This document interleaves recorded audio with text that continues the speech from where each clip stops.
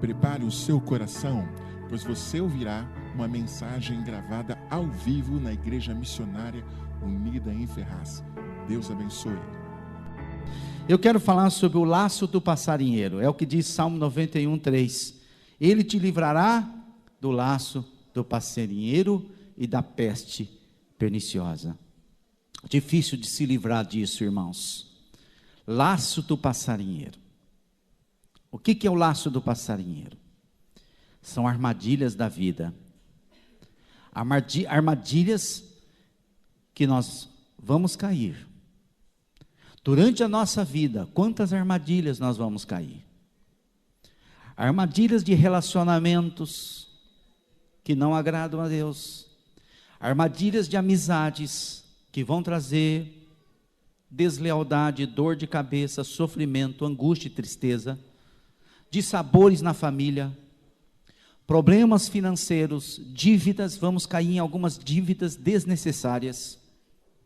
Isso são laços do passarinheiro.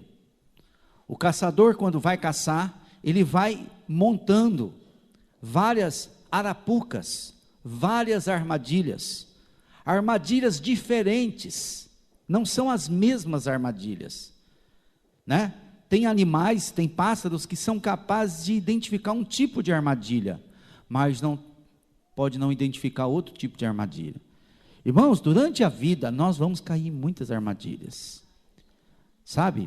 Até mesmo com irmãos na igreja, relacionamentos, família, meu Deus, quantas situações, coisas que às vezes nós falamos, coisas que nós fazemos, e que desencadeia uma tribulação e uma porção, uma sucessão de acontecimentos, de fatos que não esperávamos, e somos como que pegos de surpresa. Quantas armadilhas, meu Deus, mas a promessa é: Ele te livrará, Ele te livrará. Aí tem o Provérbios 24:16, porque 7 vezes cairá o justo e se levantará, mas os perversos são derrubados pela calamidade.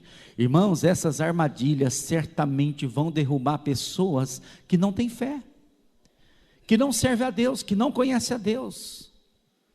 Mas os justos, os que temem a Deus, os que servem a Deus, os que andam com Deus, ainda que caírem nessas armadilhas, olha a promessa de Deus para mim e para você: será levantado, Deus te levantará, Deus te livrará daquele que te persegue, daquele que é o seu inimigo, daquele onde o seu inimigo entrou e de alguma forma o inimigo entrou e virou-se contra você.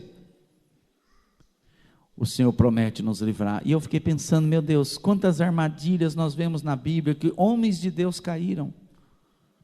Homens de Deus caíram. O próprio Adão e Eva criou uma família, ensinou eles a buscarem a Deus, a servirem a Deus. A Bíblia diz, nos dias em que os filhos de Deus deveriam comparecer para fazer uma oferta ao Senhor. Era assim que estava funcionando nos dias de Adão e Eva. Eles marcaram uma data, certamente o fim de um mês ou de uma semana, a gente não sabe exatamente, quem sabe com uma Páscoa, uma vez por ano, eles deviam se apresentar e fazer uma oferta a Deus.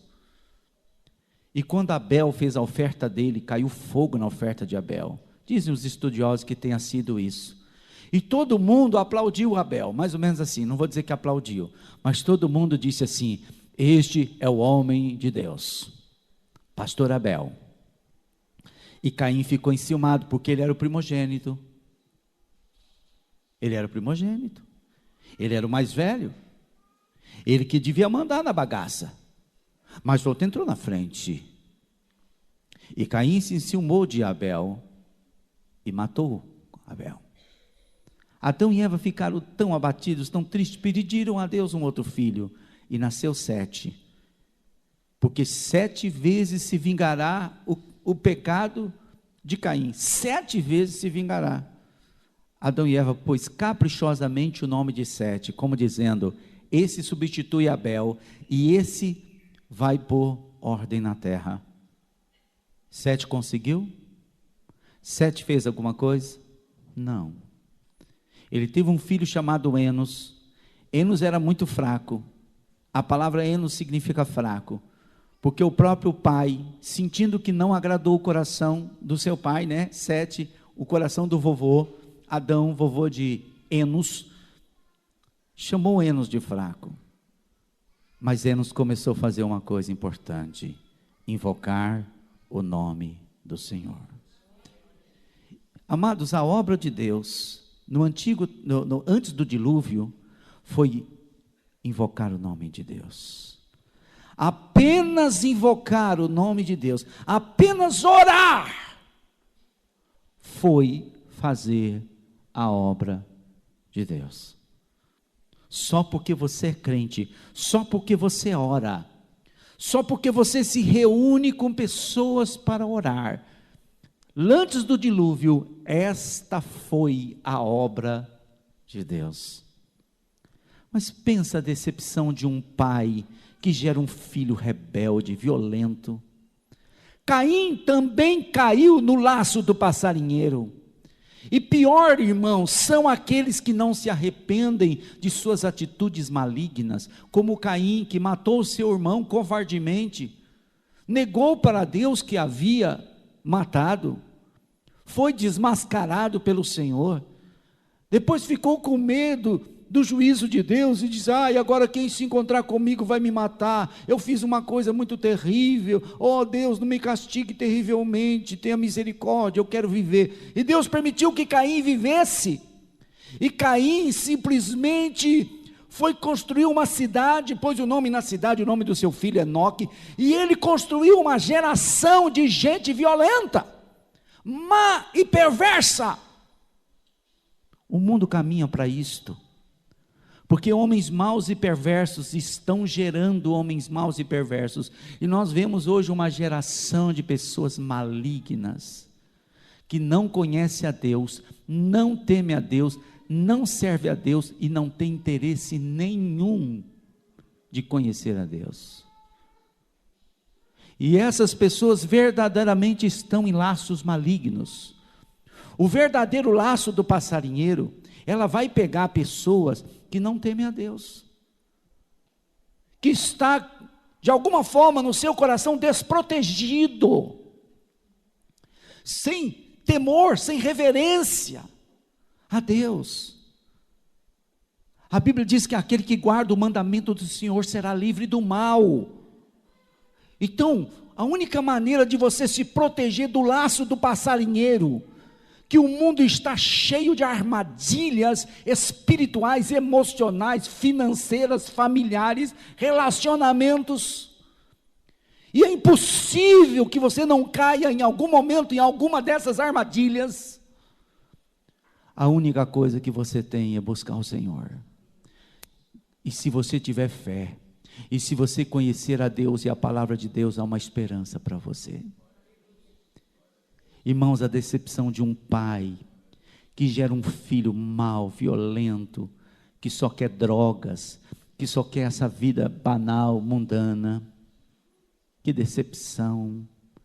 Esposas com maridos incrédulos, ímpios, perversos, boca suja, ou em menos quantidade, mas homens que às vezes têm mulheres loucas, mulheres insensatas, que não temem a Deus, que se comporta como uma vadia, como uma louca.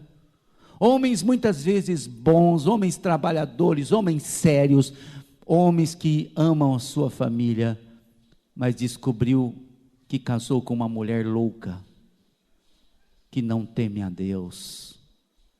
Que laço de passarinheiro é esse, irmãos? E é isso que nós vemos na Bíblia, muitos acontecimentos assim. Depois nós vemos na geração de Sete, de Enos, um homem chamado Enoque. Enoque saiu pregando o Evangelho, quer dizer, a palavra de Deus. Aliás, ele saiu pregando que ele viu numa visão que Deus traria justiça sobre a terra e o mundo seria destruído. E a visão foi tão poderosa, tão fantástica. Aliás, o sétimo da geração, né? Interessante o número 7. Mas o sétimo da geração de Sete, o sétimo da geração de Sete, o nome do filho de Adão, chamado Sete, que era para trazer justiça na terra. Ele não fez justiça, e ele foi produzindo uma geração de filhos. O sétimo foi Enoque. E Enoque, que aliás, o mesmo nome da cidade que Caim construiu, chamada Enoque, que era a cidade central, a cidade mais poderosa, que dominava o mundo antes do dilúvio, a grande meretriz, a grande metrópole, Enoque. E este homem chamado Enoque saiu pela terra pregando o evangelho, pregando a palavra, pregando a profecia do juízo de Deus. E Deus se agradou de Enoque, e o tomou para si, o levou, arrebatou.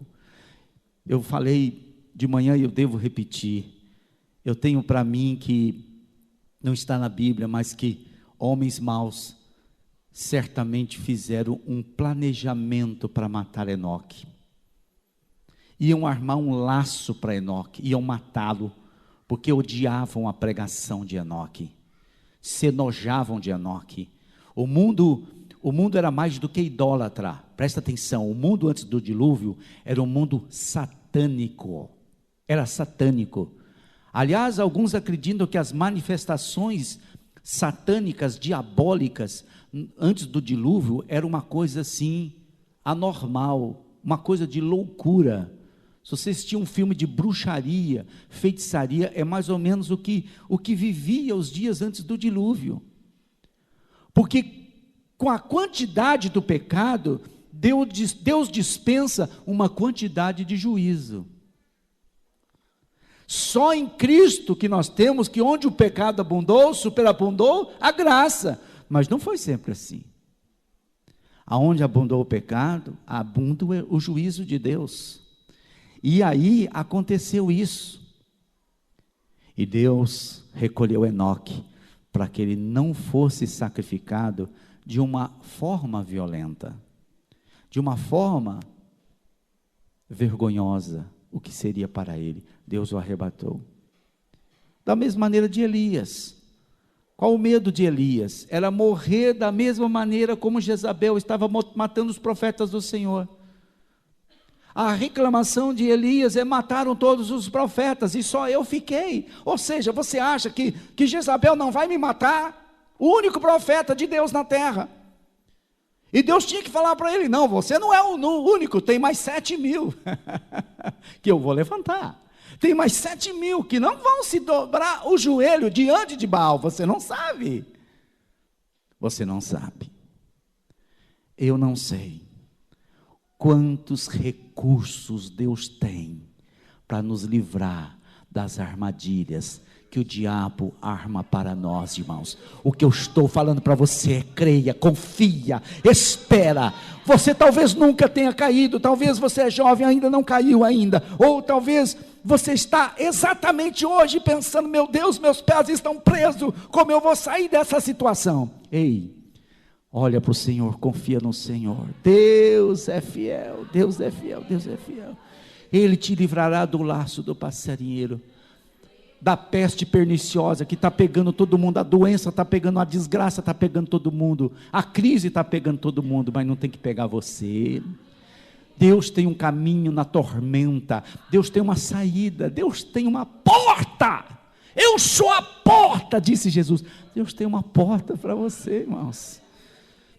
Depois a gente vê Lameque decepcionado, frustrado, e ele tem um filho chamado Noé, e ele profetiza, Noé, não sei se são as siglas, naqueles tempos nem se escrevia ainda, as escritas aparecem com os sumérios depois do dilúvio, mas provavelmente aquele N-O-E, queria dizer alguma coisa assim, Deus nos salvará deste mundo mau, Deus nos livrará desses dias, Deus trará descanso, Deus trará socorro. Foi um nome profético, e de fato, Noé, que se eu não me engano é a 10ª geração, a 10ª geração, Noé, Deus trouxe o dilúvio, matou toda aquela geração, salvou Noé e sua família. Mas triste dizer que Noé ficou terrivelmente abalado. Aquele porre que ele toma depois do dilúvio, ele não tomou um porre? Os irmãos sabem que ele tomou um porre? Ele plantou uma vinha, fez vinho e tomou um porre. E aí tem duas teorias, mas essa teoria de que ele ficou muito deprimido, porque ele lembrava daquele mundo populoso, ele lembrava das pessoas, ele ainda sentia amor por tantas pessoas que ele conhecia, até talvez alguns familiares. Ele estava sofrendo, ele estava decepcionado, e quando ele tomou um porre, um outro laço surgiu na sua vida. Um dos filhos, chamado Cão, ou Cã, entrou na tenda onde ele estava bêbado, caiu de sono, nu, e o menino saiu, tirando um sarro do pai, tirando um barato do coroa. E os dois irmãos repreenderam, e imediatamente entraram com uma coberta, e cada um segurando uma ponta de costa, um e o outro irmão, Sem e Jafé, e entraram de costa na tenda e cobriram o pai. E quando o pai acordou, Deus falou com o pai. Fala para o seu irmão, Deus fala com o pai. Deus fala com o pai, Deus fala com o pastor, Deus fala com o líder, Deus fala com o patrão, Deus fala com autoridades. Por que Deus estabeleceria autoridade se tem coisas que Deus... tem coisas que Deus fala por meio das autoridades. E Deus deu a Noé a entender uma coisa: pessoas que ridicularizam, que, vive a vida, tirando sarro, rindo, brincando, não leva a vida com seriedade, não leva a vida com responsabilidade, não tem disciplina, não tem reverência, não se dedica, não se empenha, são pessoas amaldiçoada. Ou seja, Noé percebeu uma consequência numa atitude de irresponsabilidade, de relaxo, de esculacho, de negligência, de desrespeitar o princípio da autoridade. E ele diz: Cão, você será amaldiçoado. Eu vejo uma geração amaldiçoada na sua vida. E Sem e Jafé, ele profetizou as bênçãos de Deus. É interessante, se você fazer um estudo, a geração que saiu Abraão é a geração de Sem. A geração de Jafé é aquela geração que colonizou a Europa, Síria. Agora, a geração de Cão foi aquela geração que primeiro colonizou a terra de Canaã. Aliás, nós chamamos terra de Canaã. Quem foi Canaã? O filho de Cão. E Canaã foi o primeiro a tomar conta daquela região. O inimigo chega primeiro. O inimigo chega primeiro. O inimigo chega primeiro. E Deus, quando nos dá a promessa, Ele nos dá exatamente a terra dos nossos inimigos. E nós temos que estar em Deus para tomar a terra dos nossos inimigos. E os nossos inimigos dão trabalho para nós. Não foi fácil para Israel expulsar os cananeus, aliás, chamados cananeus. Mas que grande decepção para Noé, ao salvar sua família do dilúvio, um filho mau, um filho violento, um filho brincalhão, que não leva a vida a sério, e produz uma geração de pessoas que não conhecem a Deus, não temem a Deus, não servem a Deus, muito autoconfiante, muito cheio de si, muito arrogante, e domina exatamente aquela terra, a terra onde Deus tinha planejado para o povo dele, Canaã. Até hoje todo mundo fala o nome Canaã, nem foi o nome de um filho abençoado, nem foi o nome de um filho preferido.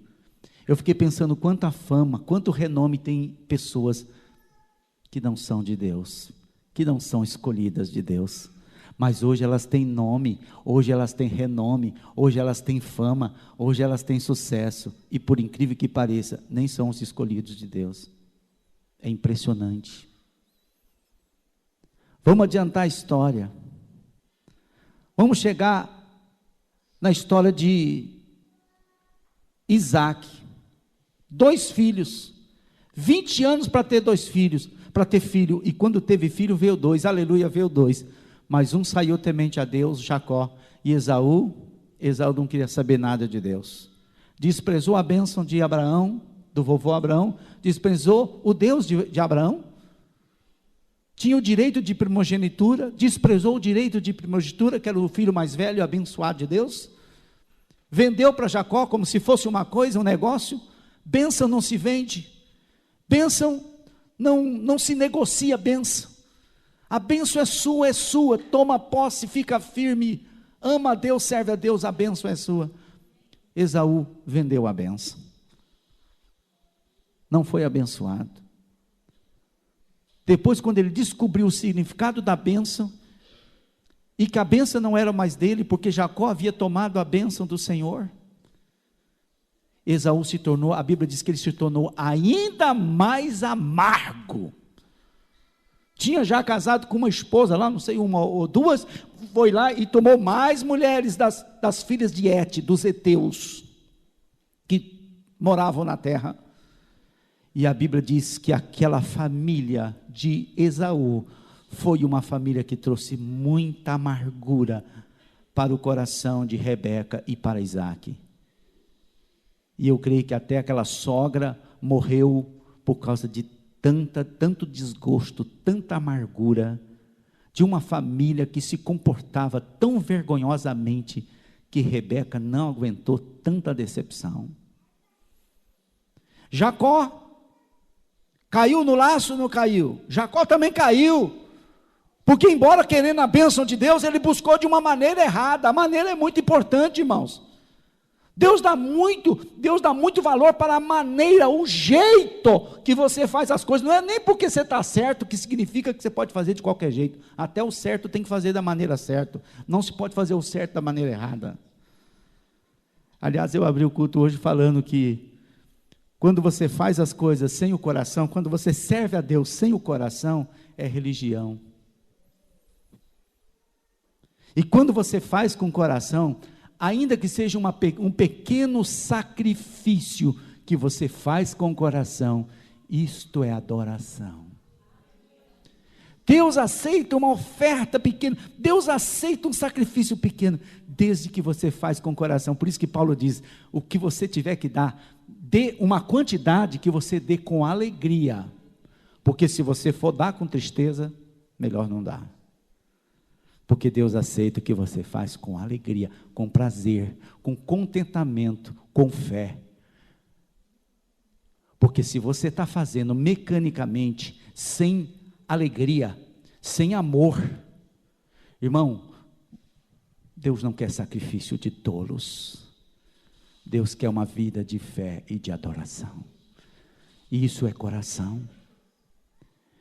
Então, voltando para Jacó, Jacó fez uma coisa errada e pagou caro, 20 anos longe do lar, servindo Labão, foi enganado, querendo casar com uma esposa, acabou ficando com a outra, depois mais 6 anos, trabalhando, sendo enganado pelo tio Labão, o tio Labão sempre mudando o salário, mudando o negócio, e a Bíblia diz que Deus era com Jacó, por isso ele prosperou, e naqueles 6 anos em que ele trabalhava pela sua independência financeira, a Bíblia diz que ele ficou mais rico do que o próprio Labão e seus cunhados.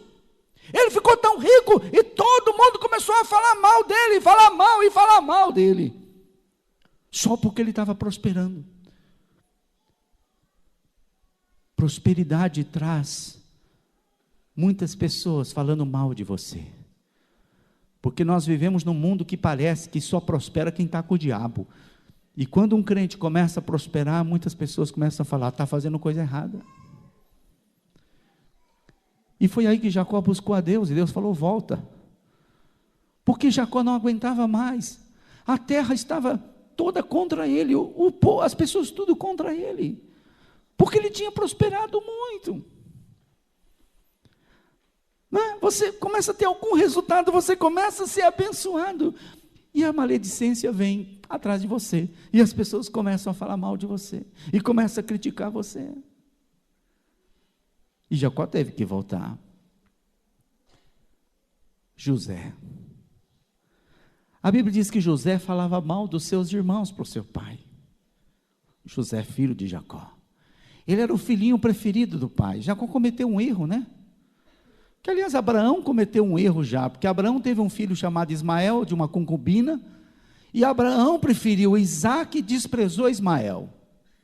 Aí o próprio Isaque preferiu Esaú e desprezou Jacó.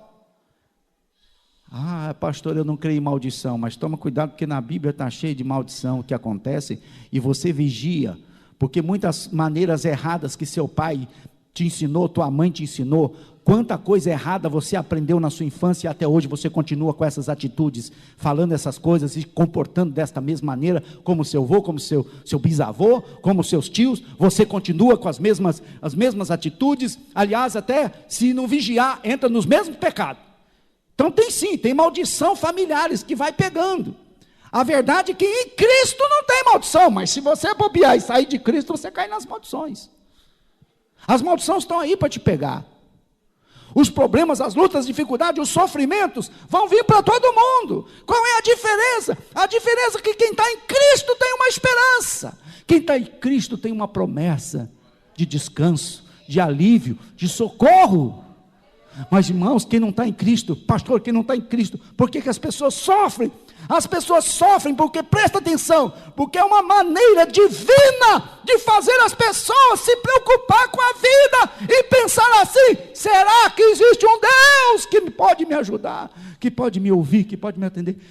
Os problemas, as lutas, dificuldades, irmãos, elas vão existir sempre, elas não param, elas não acabam. A guerra, a luta da vida, ela dá pausas, mas nunca acaba. Para os que não amam a Deus, não servem a Deus, ou para os cristãos que estão enfraquecendo, desviando na fé, essas tribulações, esses sofrimentos, essas armadilhas, elas vêm para fazer você correr de volta para os braços do Pai. Está entendendo? A guerra não acaba, irmãos. Qual era a guerra do Antigo Testamento? Qual é a guerra do povo de Israel? Os ídolos.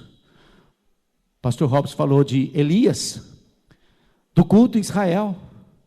Irmão, chegou um momento que tiraram o Senhor, tiraram a arca do Senhor da casa de Deus e colocaram um ídolo de Baal dentro da igreja, dentro da casa de Deus.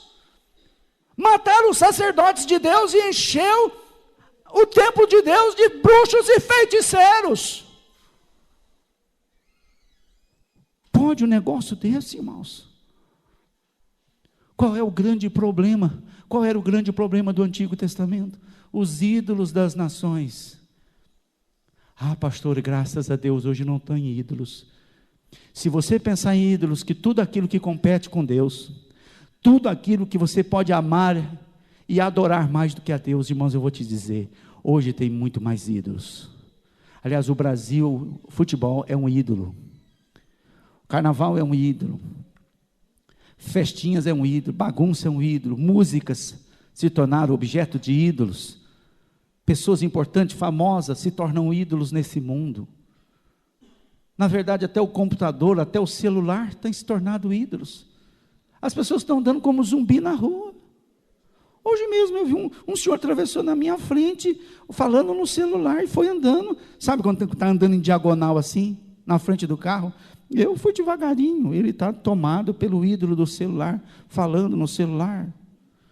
Então as pessoas estão sim, hoje se entregando a muitos tipos de ídolos, sentimentos, paixões. Quantas paixões loucas, desvarios, como diz a Bíblia.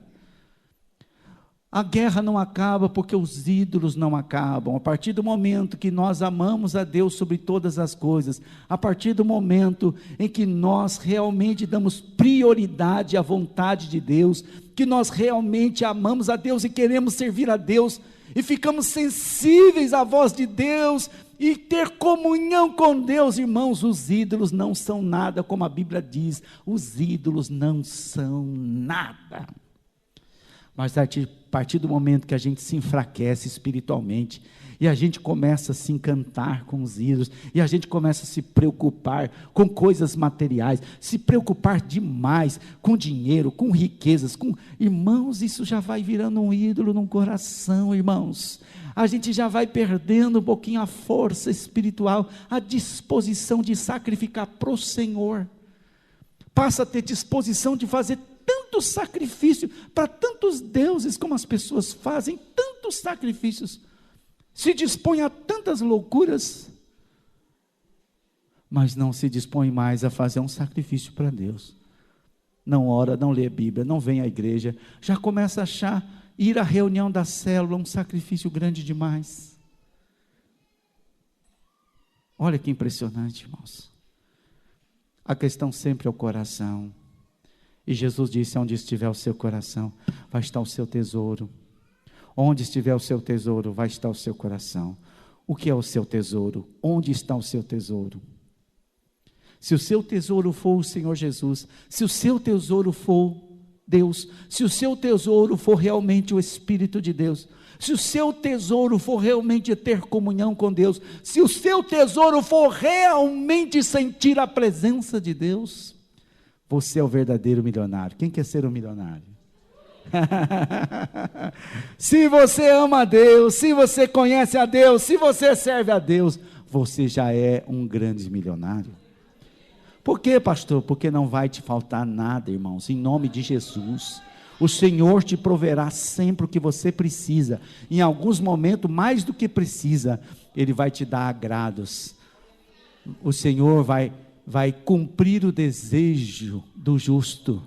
Deus vai satisfazer os anelos do justo. Satisfazer desejos fala muito mais do que suprir necessidades. Fala em agradar você. Como você se agrada de Deus, Deus se agrada de você, irmãos. Vamos logo para José. José não caiu em armadilhas? Meu Deus, como José caiu em armadilhas.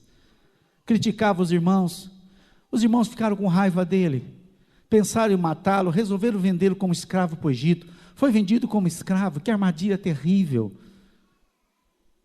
Um garoto, 16, 17 anos, foi vendido como escravo. Você faria isso com um irmãozinho seu?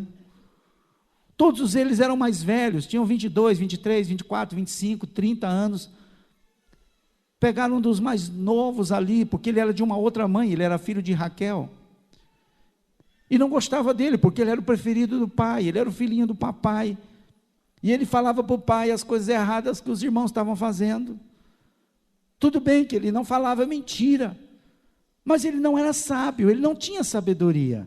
Deus precisava dar sabedoria para José, e Deus escolheu uma maneira diferente, que através daquele laço, daquela armadilha que lançaram ele, primeiro num poço, tentando matá-lo, depois desistiram de matá-lo, venderam como escravo para o Egito.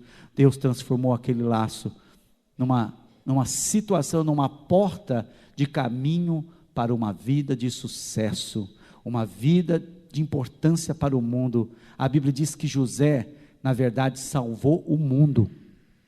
Aliás, o nome José é Salvador, né? Até o próprio nome de Jesus deriva desse nome José, Yosef, e significa o Salvador do mundo. E de fato José foi um Salvador do mundo. Como Jacó queria que ele fosse um salvador, pôs o nome nele e profetizou que ele seria um filho salvador, e de fato ele foi um filho salvador. Mas irmãos, que sofrimento José passou. Mas porque Deus livrou José? Porque ele era justo, porque ele temia Deus, e quantos laços ainda ele passou, inclusive com a mulher de Potifar agarrando ele, querendo ter um caso secreto, um caso sexual secreto com ele, e ele se livrou daquela mulher. E porque ele não aceitou ter uma vida dupla, porque ele não aceitou ter uma vida mascarada diante do seu Deus, porque ele não aceitou ser um crente de meia tigela, ele foi lançado numa prisão por muitos anos, como tarado, exatamente o que ele não quis fazer, exatamente o que ele não quis ser. Irmãos, que armadilha, que laço terrível foi para José. Mas uma coisa você pode saber: quando você cair em laços, quando você cair em alguma armadilha, e você manter sua firmeza com Deus, sua lealdade com Deus, sua aliança com Deus, você pode saber que Deus está planejando uma saída de gala, uma saída de luxo. Deus está planejando um momento de glória, um momento maravilhoso para a sua vida. pode saber que Deus é sábio, Deus é fiel, Deus é poderoso. Oh, aleluia! A escola é do sofrimento, irmãos, a escola é do sofrimento, mas o dia da formatura é dia de glória, é dia de glória. E Davi, irmãos, nós fomos falar de Davi, meu Deus, Davi, um garoto simples, humilde, sério, batalhador, desde menino, aprendendo a guardar o rebanho do pai, até ainda como garoto, ficava sozinho guardando o rebanho do pai. Samuel marcou lá um jantar para abençoar um dos filhos, que era o escolhido de Deus, tinha que ser tudo em segredo. Jessé sabia, chama todos os seus filhos, nem chamaram Davi. Davi nunca vai ser o rei de Israel, ele é pequenininho, ele é fraquinho, ele é o menorzinho de todos. Ficou lá com o rebanho. Quando ele teve que lutar com Golias, um gigante de 3 metros de altura,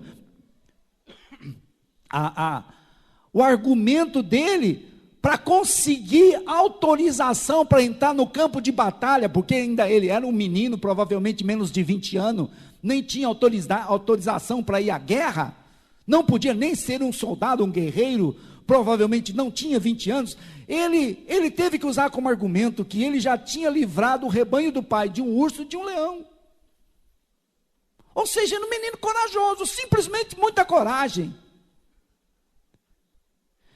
E quando ele é colocado como escudeiro do rei Saul, porque ele vence aquela guerra, livra Israel da vergonha, livra Israel daquela situação de humilhação, com aquele gigante Golias. A Bíblia diz que todos os dias ele saía no campo de batalha, todos os dias ele saía ali, e ele gritava impropérios, palavrão, impropérios contra Deus de Israel e contra o povo de Israel.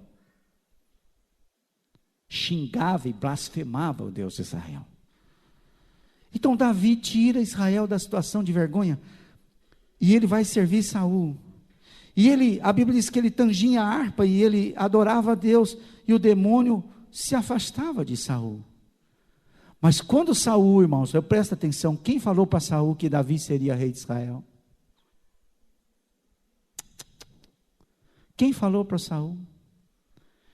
Você vê que Deus pode falar com as pessoas, que as pessoas podem entender a vontade de Deus, mesmo que elas não amem a Deus, mesmo que elas não tenham prazer em Deus, elas podem entender o que é certo, o que é errado, o que é verdade, o que é mentira, o que Deus quer, o que Deus não quer, o que Deus vai fazer e o que Deus não vai fazer. Não precisou ninguém falar para Saul que Davi seria o próximo rei de Israel. Entrou no coração de Saul, que Davi seria o próximo rei de Israel. E a partir daí ele começou a perseguir o menino. E começa uma vida de sofrimento para Davi. Isso vai mais de 10 anos. Davi é perseguido.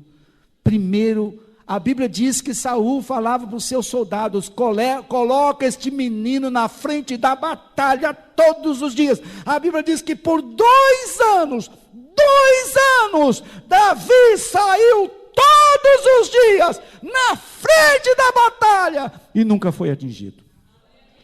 Meu Deus, quem é que te guarda, irmãos? Quem é que nos guarda, irmãos? Nós estamos na mão de Deus, irmãos. Porque tem pessoas que não gostam de nós e são usadas pelo diabo para nos colocar em perigo. E Deus livrava Davi, porque Davi temia Deus. E chegou o momento que Davi teve que fugir de Saul, irmãos. Fugiu de Saul, porque Saul estava realmente determinado a matar Davi. E por 10 anos Davi foge de Saul como um cão na terra, se escondendo de buraco em buraco. 3 vezes Deus colocou a vida de Saul nas mãos de Davi, e Davi dizia: não posso matar o ungido de Deus. Irmãos, Saul era ungido de Deus. Deus mesmo tinha falado para Samuel: não estou com Saul, não abençoarei o seu reino. O próprio Saul teimosamente agarrou a veste do profeta e clamou para Samuel: unge-me na frente do povo, para que eles pensem que eu sou o rei, para que eles pensem que eu sou ungido do Senhor. E Samuel desgostosamente fez o que Saul oprimia. Na verdade, é possível que Samuel ficou com medo dele ser morto ali. Samuel pensou: se eu não ungir esse homem aqui, ele vai me matar. Ele já tinha 2 metros de altura, já era uma altura fora já do padrão. Samuel já estava ficando velho, já era um velhinho de uns 70 anos de idade, 75 anos de idade. Aquele moço bonito de 30 anos de idade, né? Como o Cássio do Corinthians, gigante. O Cássio é bonito? Olha, a Bíblia diz que Saul era bonito. Pode ser então igual o Alisson, então. O Alisson, melhor, o Alisson. Ou o Ederson também, eu acho que, não sei se ele é bonitão, mas é fortão, é um pouquinho mais alto que eu acho que o Alisson. Mas, irmãos, Samuel ungiu, presta atenção.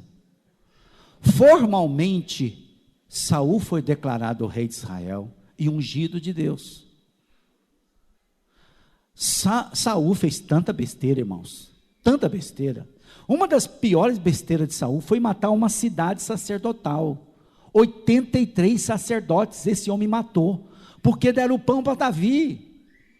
Aimeleque, 85 menos 1, era 86, menos Abiatar, que provavelmente estava no turno fazendo adoração a Deus. Quando ele estava na adoração a Deus, ele viu Saul mandando matar todo mundo, ele sumiu, fugiu para trás de Davi, nas cavernas de Engedi. Mas,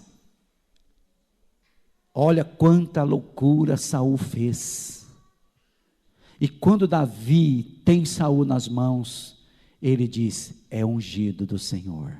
Irmãos, eu pergunto para você, os próprios colegas de Davi falavam: Deus entregou o rei Saul nas tuas mãos.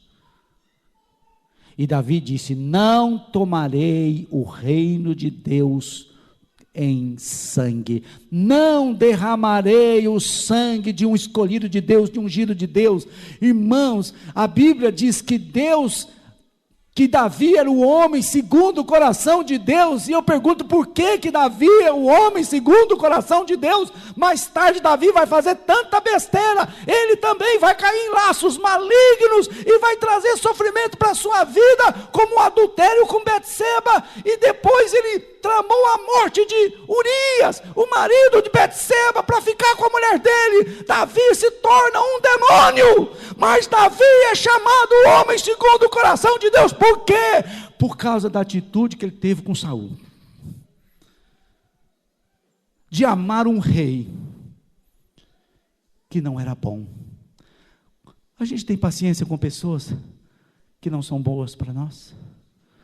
Nós temos amor por pessoas, por pais ruins, por mães terríveis, por irmãos malignos, por irmão em Cristo crente, que diz que é crente, mas mente, mas rouba, mas nos engana, nos passa para trás. Como nós lidamos com pessoas que dizem que amam a Deus, que servem a Deus, e faz maldades contra nós. Lembra de Davi? Ele amou aquele rei, amou, irmãos. Quando o rei Saul morreu na guerra, a Bíblia diz que Davi chorou, e Davi ficou tão abatido, que o próprio Joabe foi lá e disse: ó rei, o que está acontecendo contigo? Com esse abatimento, todo Israel sabe que Saul te ameaçava, que Saul queria te matar. Todo mundo sabe que Saul desejava o teu mal, e agora porque ele morreu, você está aí destruído, acabado. Sei lá, tinha 3 dias, 4 dias, Saul não saía do seu quarto, só chorando, deprimido. Irmãos, é um amor que não dá para entender. O amor de Davi por Saul é um amor incompreensível. Só pode ser um coração segundo o coração de Deus. Laços, armadilhas, irmãos. A armadilha que Davi caiu, quando a Bíblia diz, era tempo de guerra, era tempo dos reis sair à guerra. Irmãos, guerra naquela época era uma ordem de Deus, era um mandamento de Deus, porque não era uma guerra só de homem contra homem, carne contra carne, era uma guerra também religiosa, era uma guerra também espiritual.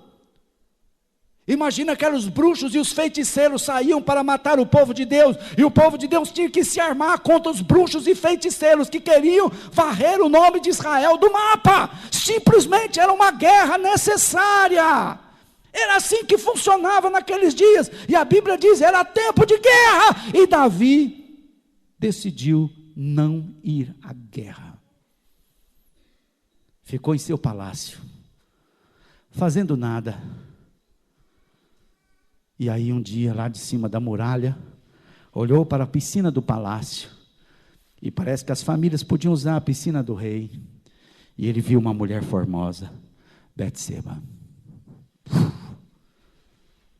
Que laço, irmãos, que laço. E como rei que ele era, tão poderoso, já tão amado, tão querido, com tanta confiança do Brasil inteiro, achou que podia fazer o que queria, mandou buscar a mulher, simplesmente deu ordem aos seus servos, busca aquela mulher para mim. Começou ali um tempo de sofrimento, de desgraça, irmãos. Ah, você acha que é o diabo que tem poder? O diabo não tem poder nenhum se a gente não abrir as brechas, se a gente não abrir as portas, irmãos. O diabo é nada vezes nada, nada dividido por nada, nada. Mas se você abrir a porta, o mal tem tanta força, tem tanto poder. Quanto sofrimento, quanta desgraça veio para a família de Davi, quanta intriga, quanta confusão entre os filhos de Davi. Davi realmente não era um bom pai, foi um excelente rei, mas foi um péssimo pai. Que armadilha terrível. Homem de Deus, mulher de Deus, pode. Com os profetas de Israel, quantas armadilhas. Daniel e seus amigos, né? Daniel ia orar 3 vezes ao dia, abria a porta da janela do seu quarto e adorava, olhando para Jerusalém, clamava a Deus pelo povo de Israel, que estava cativo na Babilônia, eram escravos na Babilônia. E os sátrapas, os conselheiros do rei Nabucodonosor, Nabucodonosor foi Assuero, se enciumaram dele, porque ele tinha muito poder, ele era o chefe de todos os conselheiros, ele era o grande conselheiro do rei Dario, né? Dario. E é que às vezes tem o nome persa e o nome medo, e isso me confunde, mas pode ser Dario. E a Bíblia diz que eles falaram, como que nós vamos fazer uma maneira de tirar esse Daniel do nosso caminho? Como o rei tinha tido aquela visão da estátua, né? Eles falaram, o rei nos dá autoridade de fazer uma estátua, e por 30 dias, todo o povo terá que adorar essa estátua, que Deus mostrou para você, o rei Dario, na visão. Não foi Deus que mostrou para você? Aquela estátua, cabeça de ouro, braços de prata, né? Abdômen de ferro, e as pernas de ferro e barro, os pés de ferro e barro. E o rei, impensadamente, falou, pode fazer, autorizou. E naqueles dias o decreto de um rei não pode ser invalidado. Uma vez que o rei assinou, uma vez que o rei deu autorização, nem Deus pode fazer voltar atrás. É mais ou menos assim, nem Deus. Porque o rei, Nabucodonosor, ele era como um Deus na terra. E até a palavra que saiu de Deus, para ele é que ele era como um Deus na terra. Deus disse para ele, você é como Deus na terra. E ele pôs aquilo no coração, eu sou como Deus na terra. E ele pegou aos sátrapas, que eram os seus conselheiros, alguns que ele tinha mais liberdade, intimidade, e ele deu o anel de selar e disse, faça a carta e mande para todo mundo em 30 dias. Não pode adorar nenhum Deus, não pode fazer oração para nenhum Deus, que não seja para esta estátua, que é a estátua do rei Nabucodonosor. E como eles sabiam que Daniel orava 3 vezes ao dia, foi muito fácil pegar o homem de Deus. E quando Daniel abriu as janelas para adorar a Deus, os soldados entraram. E os sátrapas, como conselheiro do rei, de confiança do rei, e levaram Daniel até o rei Dario, e disseram, olha, ele estava pedindo ajuda para um outro Deus. Eu até me admiro que Daniel podia ter falado, eu estava adorando ao Deus que te mostrou a estátua, o mesmo Deus. O Deus que te deu a visão da estátua é o mesmo Deus que eu estava adorando. Mas Daniel não argumenta. Talvez esse tipo de argumentação na época não resolveria a questão. E o próprio rei ficou constrangido. A Bíblia diz que o próprio rei, como fez Pilatos com Jesus, tentava livrar Daniel daquele momento, mas sabia que não poderia, por causa do seu édito, por causa do seu decreto. E na hora de Daniel ser jogado na cova dos leões, porque essa era a sentença, o próprio rei disse que o Deus que você serve, aquele Deus que você estava orando, te livre da cova dos leões. E naquela noite o rei não dormiu. A Bíblia diz que Deus fará que os inimigos te façam oração para você. Os teus inimigos vão orar por você. Olha que coisa incrível. E que o rei Dario não dormiu, e ele andou de um lado para o outro, até amanhecer o dia. E quando o sol se pôs, então, o seu édito, o seu decreto já dava autoridade de ir até a cova dos leões. E ele chegou até a cova dos leões, e ele gritou: Daniel, por acaso você está aí? Por acaso o teu Deus te livrou? E Daniel gritou: fique em paz, ó meu rei. O Senhor que eu sirvo fechou a boca do leão. O Deus que eu sirvo fechou a boca do leão.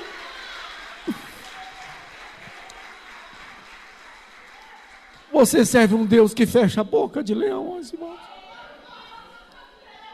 Não tem lei, não tem regra, não tem juiz na terra que te condena, irmão. Porque o Senhor é o teu rei, o Senhor é o teu Deus, o Senhor é o teu Pai. A arma forjada não vai funcionar contra ti. Nem praga, nem peste chegará à tua tenda, à tua casa, irmão.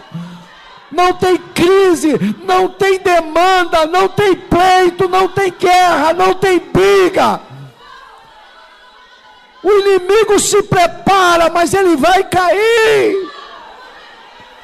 Deus te dará a vitória, Deus te dará a vitória, irmãos. Deus é fiel, irmãos. E eu posso dizer para você que Deus estava muito mais do lado da Bélgica do que do Brasil. O Brasil chutou 26 vezes no gol, 26 vezes no gol.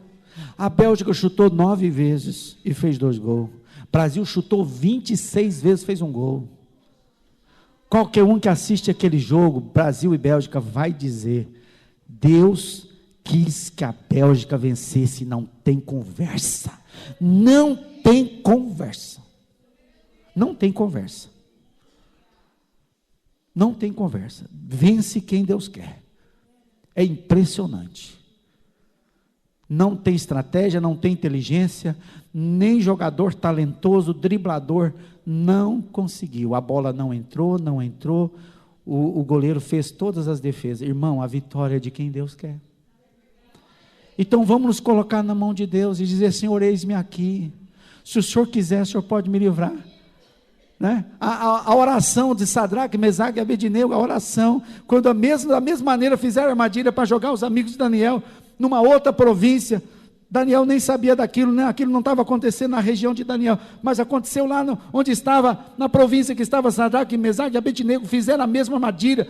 Talvez alguém falou: fizeram aquela armadilha lá para Daniel, agora vamos fazer aqui para os amigos dele, mesma coisa, está dominando aqui, reinando aqui. Fizeram a mesma coisa. E quando chegaram diante da fornalha, o rei da mesma maneira, um outro rei agora tentando cumprir, da mesma maneira temia a Deus, amava aqueles conselheiros, Sadraque, Mesaque e Abednego, mas tinha que cumprir da mesma maneira. E jogaram aqueles meninos no fogo, e eles falaram: se Deus quiser nos livrar, Ele nos livrará. Se não, saiba, ó rei, que nós não nos encurvaremos a seu Deus, não nos encurvaremos a nenhuma estátua, não nos encurvaremos. Até que jogaram os 3 no fogo. O fogo tão quente, que aqueles que jogaram foram mortos, porque a fornalha foi aquecida 7 vezes mais. Olha a ira do diabo, 7 vezes mais. O inferno o diabo fez um inferno. E sabe por que Sadraque, Mesaque e Abednego não morreu naquele fogo? Para provar para mim e para você que o fogo do inferno não pode nos queimar. O fogo do inferno não pega em nós. Até que o rei lá do alto gritou, quantos homens foram lançados? Não era nem para ver os homens, na verdade. Quantos homens foram lançados na fornalha? 3. Ele disse, eu vejo um quarto homem. E ele é diferente. O seu corpo é uma luz, ele brilha, e ele caminha no meio do fogo. Ele caminha no meio do fogo. Da mesma maneira. A Bíblia diz, saiu Sadraque, Mesaque e Abednego com o turbante na cabeça, com a roupa, e nem cheiro de fumaça havia. Meu Deus do céu. A Bíblia dá todos esses detalhes, irmãos, para nós confiarmos no Senhor. Eu preciso terminar. Isaías 50, 10. É um versículo muito poderoso, eu gosto muito dessa referência. Deus falou comigo, eu estava ainda no seminário, essa referência. E hoje de manhã, ministrando, Deus me trouxe uma luz nesse texto que eu nunca tinha entendido dessa maneira. Eu vou compartilhar com você algo nesse texto que eu nunca li em lugar nenhum. Quem há entre vós que tema o Senhor e que ouça a voz do seu servo?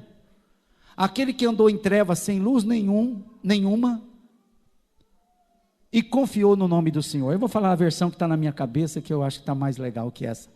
Está mais legal que essa. Quem há entre vós que tema o Senhor e ouça a voz do seu servo, que andou em trevas sem luz nenhuma, e ainda assim confiou no nome do Senhor. Quem é esse servo do Senhor? Com S maiúsculo. Jesus. Irmãos, olha aqui, o que Deus me revelou hoje, enquanto eu falava esse texto. Eu mandei abrir o texto e li o texto, e eu não ia falar nada do que eu falei. A Bíblia diz que Jesus andou em trevas, sem luz nenhuma, e confiou em Deus. O que o texto está querendo, o que o profeta Isaías está falando, e eu nem sei se ele sabe o que ele falou, porque hoje pela luz do Espírito Santo a gente consegue entender. A Bíblia diz que Jesus foi maltratado, humilhado, que armaram um laço maligno, um laço perverso contra Jesus. E a Bíblia diz que Jesus não abriu a sua boca, como cordeiro, foi levado ao matadouro, mas não abriu sua boca. Você sabe o que é andar em trevas, sem luz nenhuma? Quer dizer que Jesus não se defendeu. Quer dizer que Jesus ficou com a boca fechada. Pedro fala, aquele quando ultrajado não revidava, antes se entregava àquele Deus que julga todas as coisas retamente. Irmãos, quando a gente está sendo criticado, perseguido, humilhado, a nossa reação, como Jó, é abrir a boca e se defender o tempo todo, e se justificar, e eu não fiz isso, e eu não falei, mas não era assim, foi mal entendido, e nananã, aí o irmão fulano, irmãos, a gente acende fogo, a gente acende a nossa luzinha, nem que seja uma lamparina, a gente tem para acender e se defender. Isso tudo é justiça própria. Isso tudo é justiça própria. Eu falo que a prova de Jó era simplesmente para ele ficar com a boca fechada. Mas aqueles amigos de Jó perturbaram Jó. Começaram a falar, Jó, você pecou, tem coisa errada na tua vida, confessa, homem, Deus te perdoa, mas você tem que confessar, o que você fez? Você roubou, você mentiu. E Jó ficou se justificando, e Jó ficou falando, não fui, eu não fiz, Deus que está pegando pesado comigo, esse Deus que quer me espremer, esse Deus que quer me judiar de mim, esse Deus que não gosta de mim, alguma coisa eu fiz, mas eu não sei o que, e Deus quer me bater, e falou mal dos amigos, falou mal. Versículo 11, para você entender o mistério. Versículo 11, o próximo. Eia, todos vós que acendeis fogo, e vos armais de setas incendiárias. Ei, você que fica se justificando, fica dando desculpa. Está difícil, pastor. Está difícil. Ei, você que acende fogo, que critica, que fala mal, que maldiz dos irmãos, que maldiz a igreja, que maldiz o pastor, que maldiz o fulano, o ciclano, que cai nessa armadilha de fogo. O que é fogo, irmão? Acender fogo. Você está em trevas. A Bíblia diz que Jesus andou em trevas, mas não acendeu fogo. Ele andou com os olhos fechados, ele andou como cego, confiando que Deus ia dirigir os caminhos dele para ele não tropeçar e não cair. Irmãos, Jesus não acendeu fogo, mas nós acendemos fogo. E o que Deus diz? Andai entre as labaredas do fogo e entre setas que acendestes, de mim é que vos sobrevirá isso. Eu que permito que você fique rodando no fogo da tua vida, porque você fala muita besteira, você fala muita besteira, e quanto mais você fala besteira, mais fogo você entra, e uma labareda de fogo na tua vida. A tua vida é uma confusão, uma bagunça, nada dá certo, tudo fechado, tranca a rua, tranca tudo, tranca a janela, tranca tudo na tua vida, porque são os fogos que vocês, em tormenta vos deitarei, misericórdia, aquilo que Salomão disse, quem planta vento vai colher tempestade, quem planta fogo vai colher labaredas de fogo. Irmão, nós temos que nos livrar desses laços perniciosos, dessas armadilhas que o diabo arma para nós.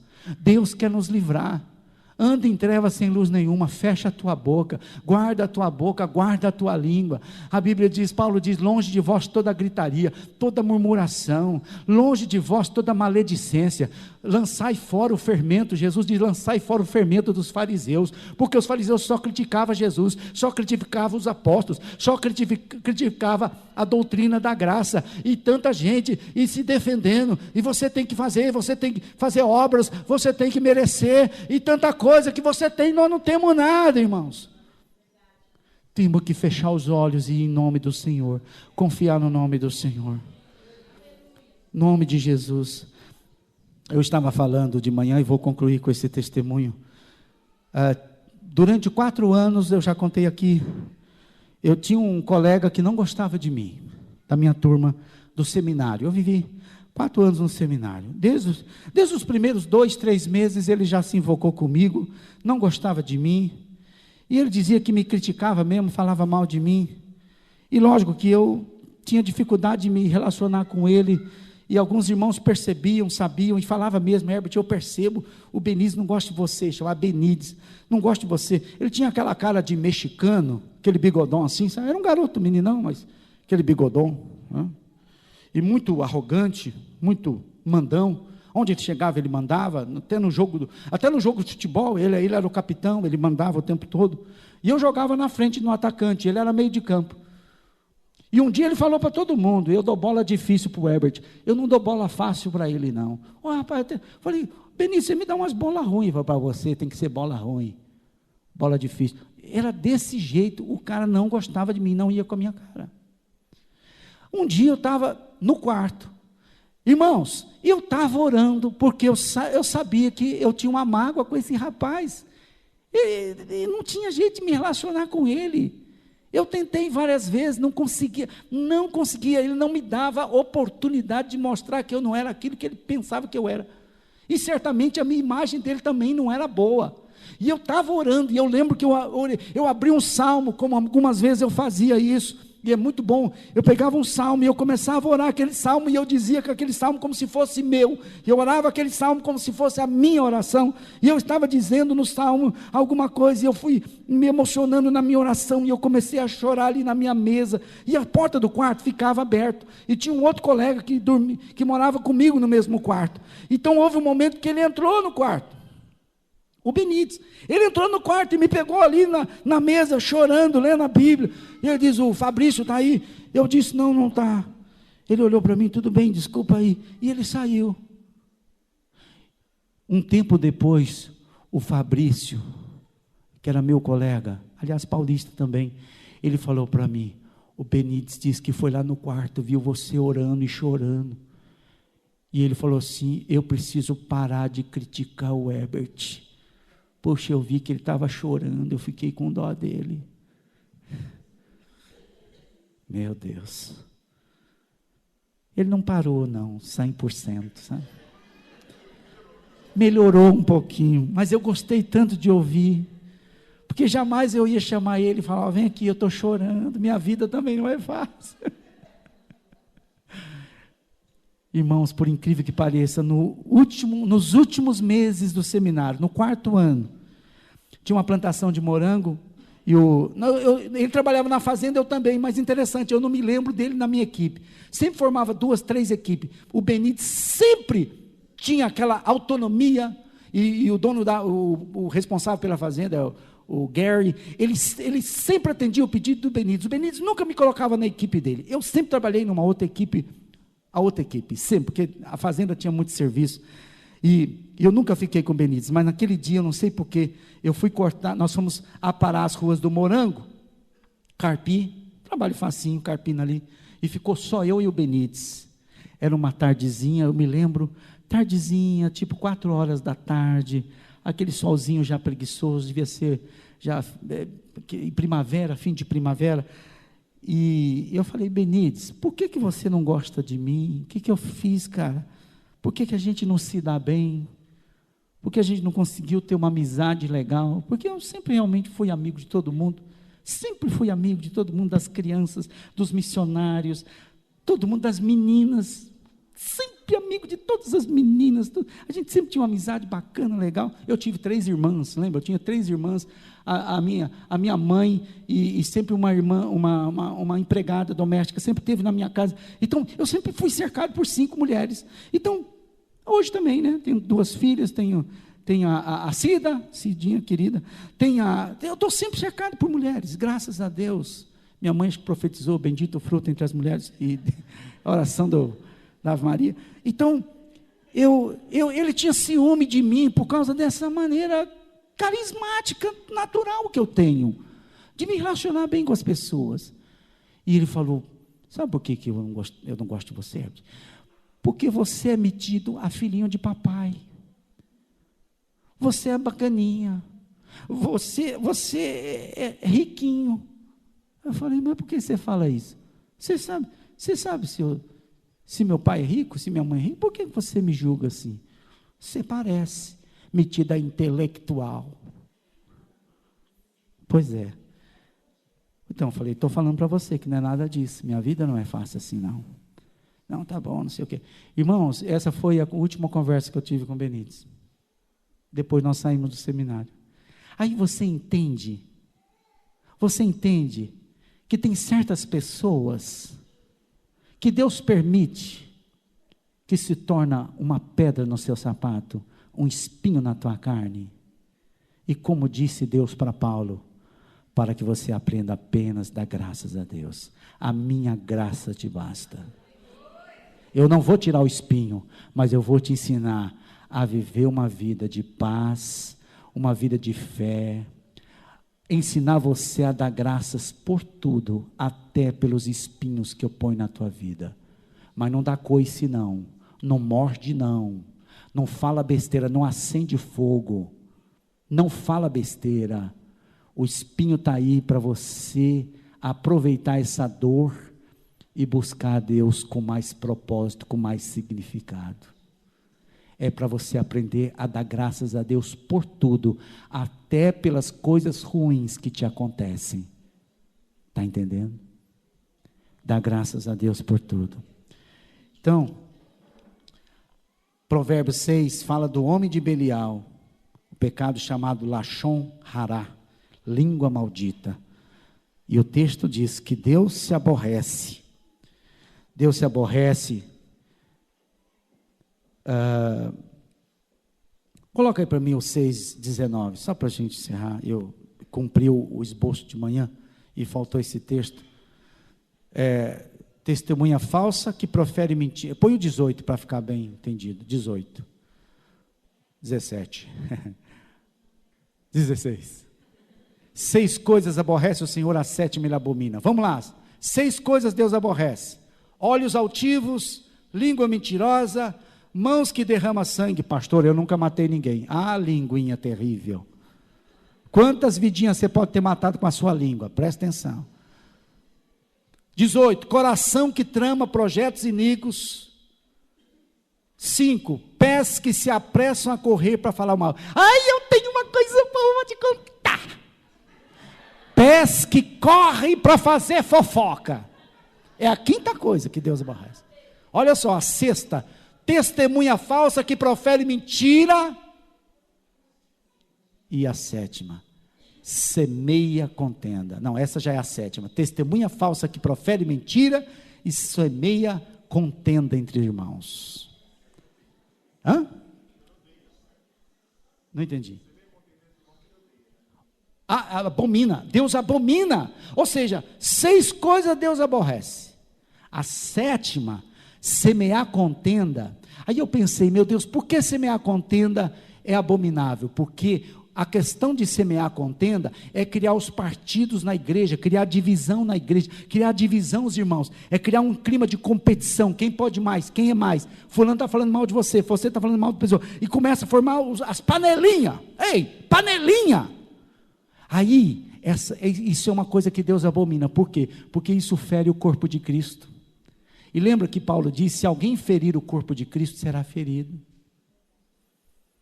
Então, na sétima coisa, a Bíblia diz, você não vai passar sem uma disciplina, você não vai passar sem um laço de passarinheiro que vai te pegar, o laço de passarinheiro vai te pegar. Então, irmãos, como que eu posso me livrar? Fecha a boquinha, olha, eu me relacionei muito com pastores americanos e brasileiros, tanto na Betânia quanto na Missionária Unida, eu tive o privilégio de conviver com vários missionários. Eu vou dizer uma coisa para vocês. Eu ia na casa de muitos pastores brasileiros que falavam mal dos americanos. Lógico que eu ficava quieto, ficava na minha, porque eu sempre me dei bem com todo mundo. E quantos pastores ficavam com algum tipo de amargura e criticava os missionários americanos, porque realmente eles tinham uma outra situação de vida, um outro padrão de vida, eles eram respeitados, um tipo de autoridade sacerdotal na nossa igreja, mas, eu vou falar uma coisa para vocês, nunca os americanos falavam mal dos brasileiros, meu Deus, é cultural, irmãos, é um problema cultural, nós temos que tomar cuidado, que Deus nos livre dessa cultura maledicente que nós somos, que nós gostamos de falar mal das pessoas. E eu aprendi com os americanos, falei, meu Deus, eu tenho que aprender a ser assim. Eles têm uma ética, eles não falam mal, inclusive não falam mal entre eles. Talvez um americano com outro americano fala mal de outro americano, mas com os brasileiros eles não falavam. Eles vieram para o Brasil com essa orientação, e de fato eles cumpriram essa orientação, e fizeram bem, porque para mim foi um grande testemunho, eles não falavam mal, como eu acho que nós entre pastores não devemos falar mal, e nós não falamos mal um dos outros, e nós não devemos falar mal também entre a igreja, entre os irmãos. A Bíblia, irmãos, diz em Zacarias 8, meu Deus, eu vou terminar em nome de Jesus, irmãos, Zacarias 8, depois você dá uma lida, e Deus disse que vai fazer um grande avivamento de paz, alegria e prosperidade. Repete comigo, paz, alegria e prosperidade. Deus disse, se vocês querem que eu faça um grande avivamento, vem um grande avivamento de paz, alegria e prosperidade, vocês façam assim, não pense mal do seu irmão no seu coração, nem para pensar, irmãos, e façam as pazes, e sejam justos. Aliás, eu até escrevi alguma coisa aqui, assim, meu Deus, eu vou resumir aqui para você. Sejam fortes as vossas mãos, ouvi os vossos profetas, edificai a casa de Deus, está vendo? Edificai a casa de Deus, plantai a sementeira da paz, e tereis prosperidade, paz e prosperidade, não temais os vossos inimigos, e sereis bênção, falai a verdade uns aos outros, e fazei justiça à vossa porta, livrar-se, deixai a contenda, não pense mal no seu coração do seu irmão, não fale mentira e juramento falso, porque a partir do próximo ano, assim diz o Senhor, as festividades do 4º, do 5º, do 7º e do 10º mês, será jejum de regozijo, alegria e festividade. Uau. Irmãos, isso aqui é o Novo Testamento, irmãos. Isso é o Novo Testamento. Deus estava dizendo, eu não preciso que vocês façam jejum de comida. O jejum que eu quero é que vocês aprendam a ser alegres, regozijar, ser agradáveis, ser simpáticos, ter paz no vosso coração. E eu vou fazer um grande avivamento. O texto em seguida diz assim, e os povos correrão atrás de vós, nas ruas, e agarrarão as vestes de um judeu, e lhe perguntarão: aonde vais? E vós direis: vamos à casa do Senhor. E eles dirão: deixai-vos ir convosco, porque ouvimos dizer que o Senhor está no vosso meio. Meu Deus, jejum de alegria, avivamento de alegria. Irmãos, não está fácil ser alegre nos dias de hoje, não. Mas que Deus nos ajude a ser um povo alegre, um povo cheio de paz,